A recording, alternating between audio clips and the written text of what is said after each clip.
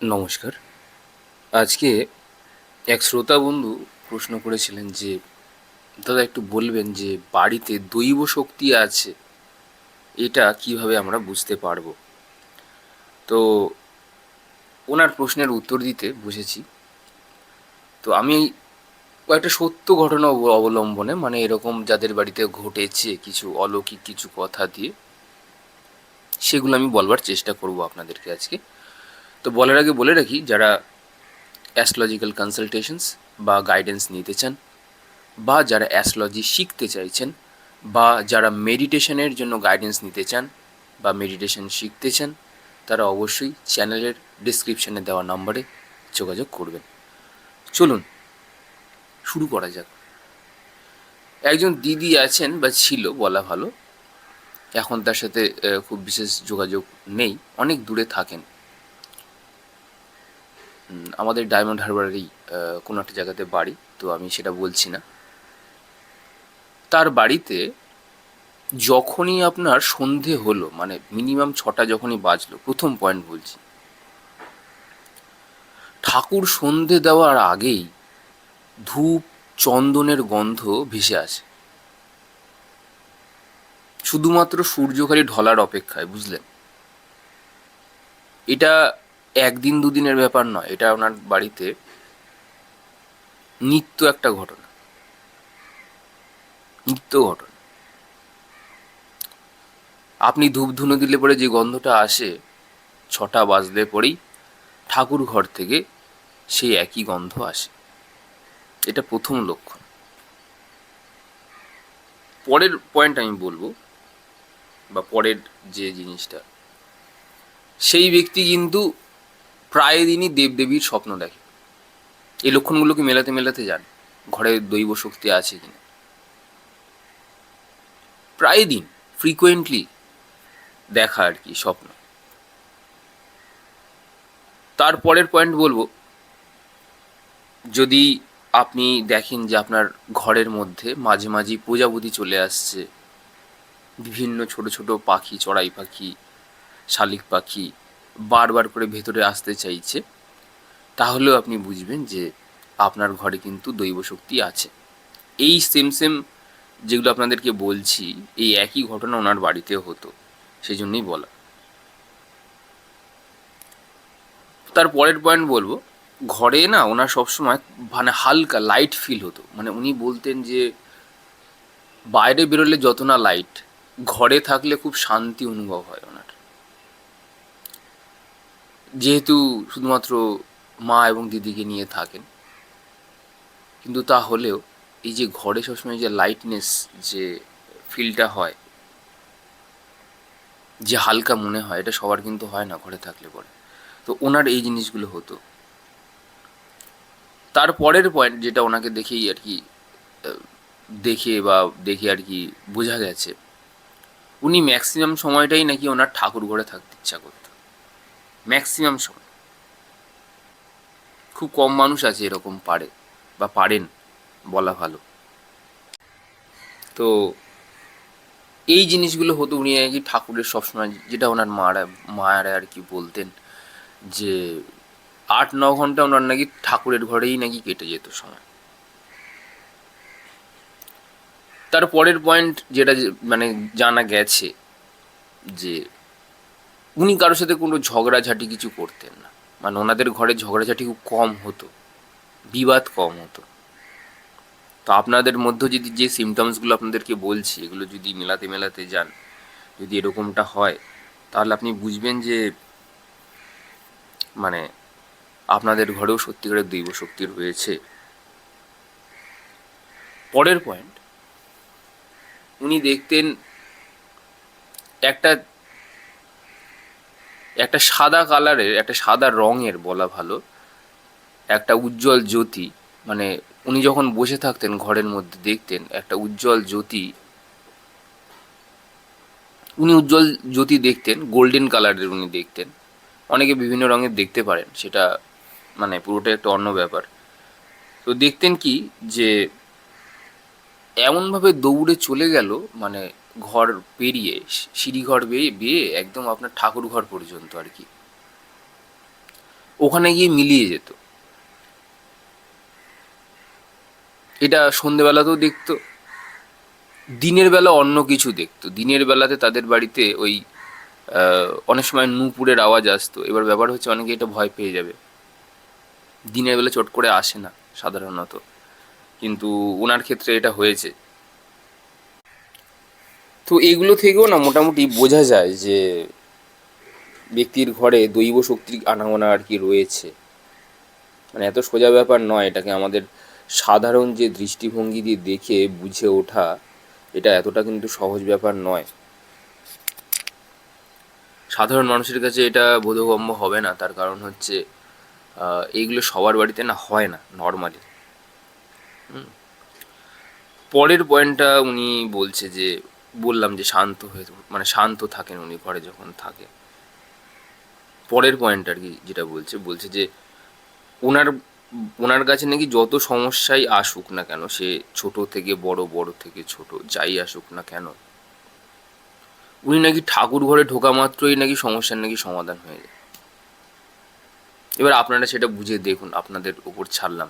এটা তো মানে কি বলবো, এটা একটা বিচার্য বিষয়। প্রত্যেকের জীবনে যে সমান হবে তা তো নয়।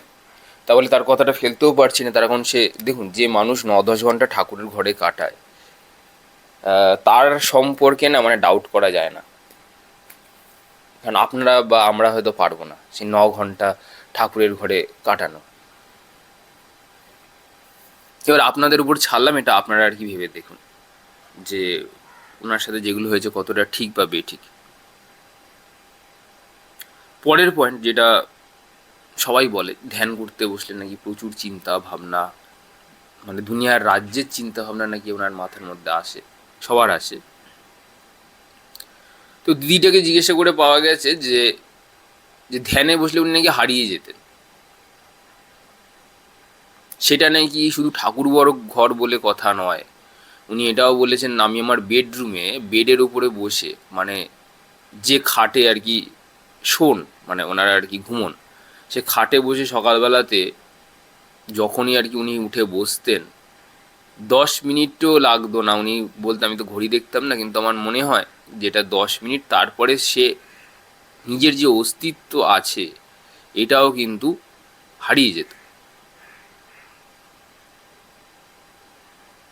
তার পরের পয়েন্ট, বাড়িতে দৈব শক্তি আছে কিনা, এরা না খুব গিভিং টাইপের হয়। মানে কোনো মানুষ বা কোনো পথিক খালি হাতে আজ পর্যন্ত তাদের বাড়ির থেকে ফেরে না, এটা আমি নিজে চোখে দেখা।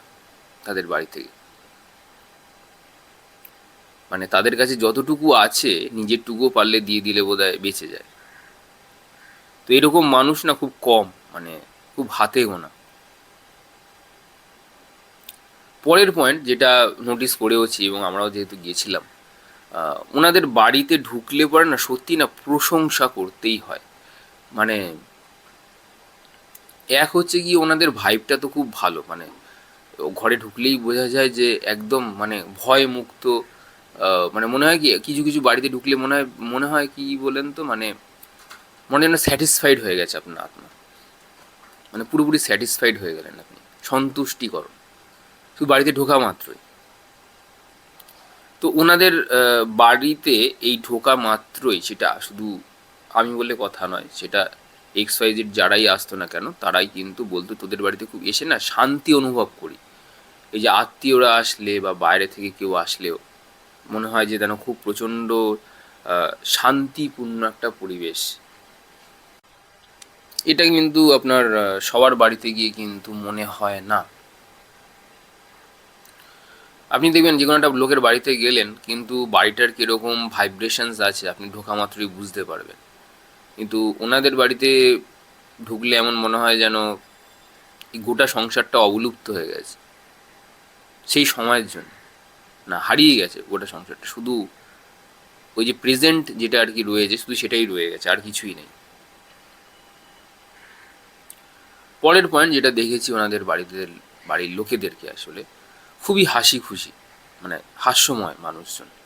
কোনো কঠিন কথা বললেও সেটাকে কীভাবে পজিটিভলি মানে নিতে হয়, সেটা হয়তো ওনাদের দেখে হয়তো আমাদের শেখা উচিত।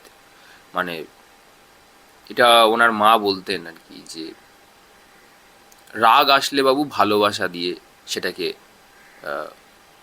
রূপান্তর করো। তোমার মধ্যে যদি রাগ আসে, রাগকে ভালোবাসার রূপ দাও। কিভাবে?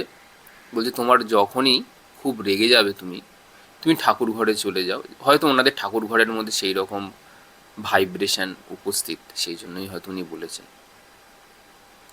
যে গিয়ে তুমি তোমার রাগটাকে ঠাকুরের উপর ওভাবে না দেখিয়ে তুমি তোমার যে ওনার বাড়িতে জগন্নাথ আছে, তো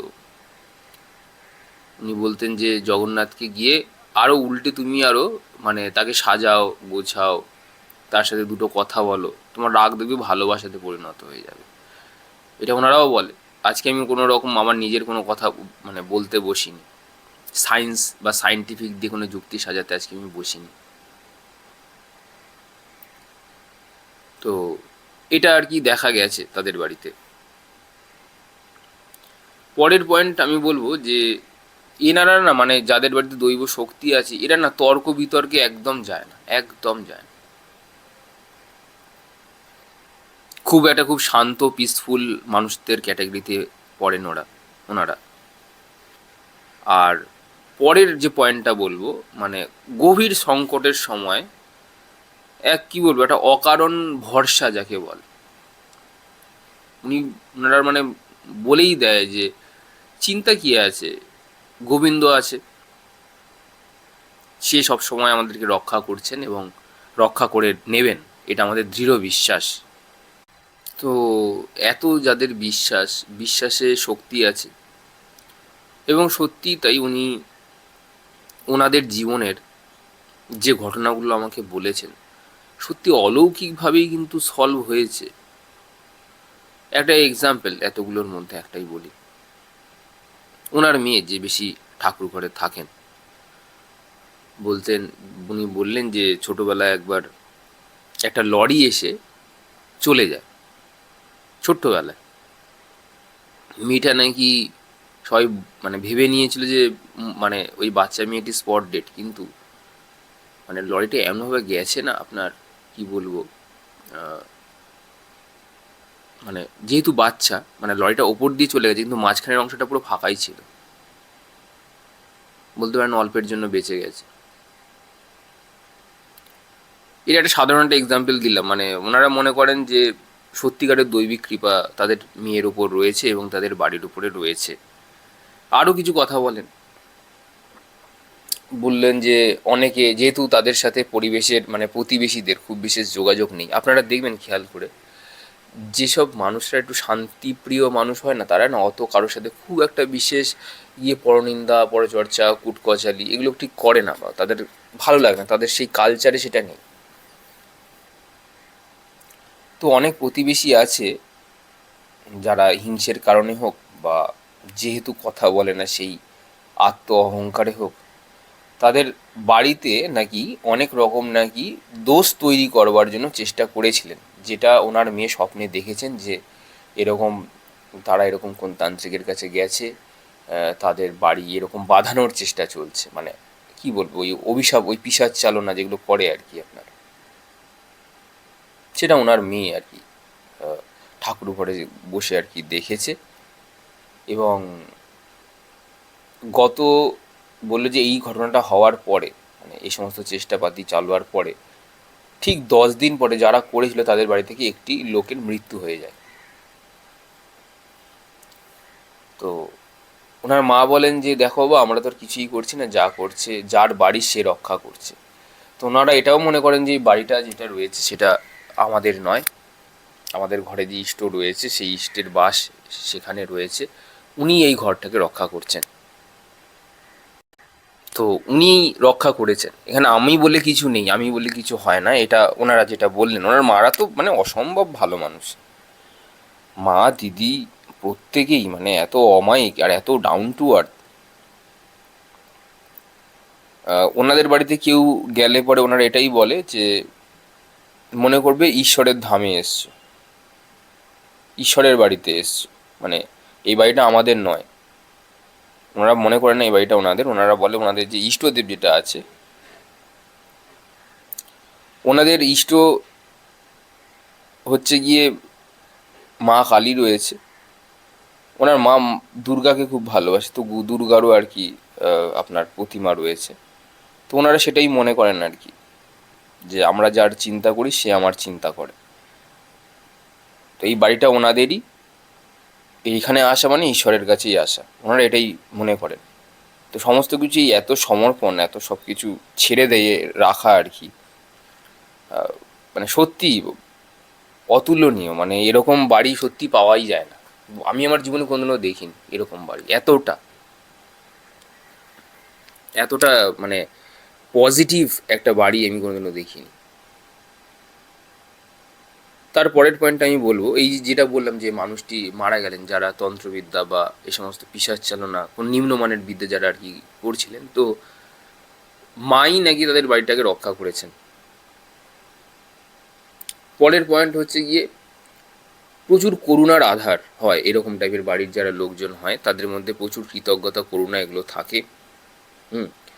আরেকটা যেটা নোটিস করেছি, মানে ফ্রিকোয়েন্টলি বারবার শুভ সংকেত, এই যে ঘরে প্রজাপতি আসা, তারপরে এই যে দৈবিক স্বপ্ন দেখা, তারপরে এক উজ্জ্বল জ্যোতি ঘরের মধ্যে ঘোরাফেরা করা, এইগুলো হচ্ছে কি বারবার এই অর্থপূর্ণ কাকতালীয় ঘটনা বা মিরাকেলস বা অলৌকিক ঘটনা এরকম বাড়িতে চলতেই থাকে। এইগুলো যদি কারো বাড়িতে, আপনাদের সাথে অনেকগুলো পয়েন্টগুলো বললাম, হয়তো সবার সাথে মিলবে না, খুব রেয়ার একটা বাড়ির কথা বললাম। এমনি শোনার মনে হলে শুনুন ওপেন মাইন্ডেডলি, কোনো অসুবিধা নেই। সবার বাড়িতেই যে একই জিনিসগুলো হবে তা কথা নয়। ওনারা জন্ম জন্মান্তর ধরে সাধনা করে এসেছেন, তাই জন্য হয়তো তার সুফল তারা পেয়েছেন বা পাচ্ছেন। ইভেন ইন ফিউচারও পাক, খুবই ভালো মানুষ, ইন ফিউচারও পাক। তো আজকে আমরা এগুলো নিয়েই আলোচনা করলাম, আজকে এত অবধিই থাক। আবার আমাদের সাথে কালকে দেখা হবে আপনাদের সাথে। আপনাদের জীবনেও যদি কোনো এরকম দৈবিক, আপনাদের ঘরে যদি এরকম কোনো আহ, উদাহরণ যদি থেকে থাকে, আপনারা কমেন্ট বক্সে এসে অবশ্যই লিখবেন। প্রতিটা কমেন্ট কিন্তু আমি পড়ি, সব কমেন্টে উত্তর না দিতে পারলেও পড়া প্রত্যেকটা কমেন্ট আমার খুব ভালো লাগে। আপনাদের জীবনের যে কথাগুলো আপনারা লেখেন, বা অনেকেই আছে লেখেন, তাদের মধ্যে তো খুব জনকে, তারা রোজ যেহেতু কমেন্ট করে তাদের তো আমি মানে চিনে গেছি প্রায় বলতে গেলে। কমেন্ট করুন, আমার খুব ভালো লাগে। সবসময় হয়তো আপনারা অনেক প্রশ্নগুলো করেন, হয়তো আমার লেখা টাইপ করা না অত সম্ভব হয় না, কাজে কর্মে থাকি বলে, কিন্তু পড়াটা হয়ে যায়। মানে রিড করাটা, মানে আপনাদের জীবনের যে কি কি হচ্ছে না হচ্ছে শুনেও আমার খুব তৃপ্ত, মানে খুব ভালো লাগে, আমার মন থেকে বললাম আপনাদেরকে। ভালো থাকবেন, আপনাদের সবার আত্মার ঊর্ধ্বগতি হোক এবং আত্মার চেতনার জন্য যা যা করা দরকার আপনারা সেগুলো করুন। ধন্যবাদ।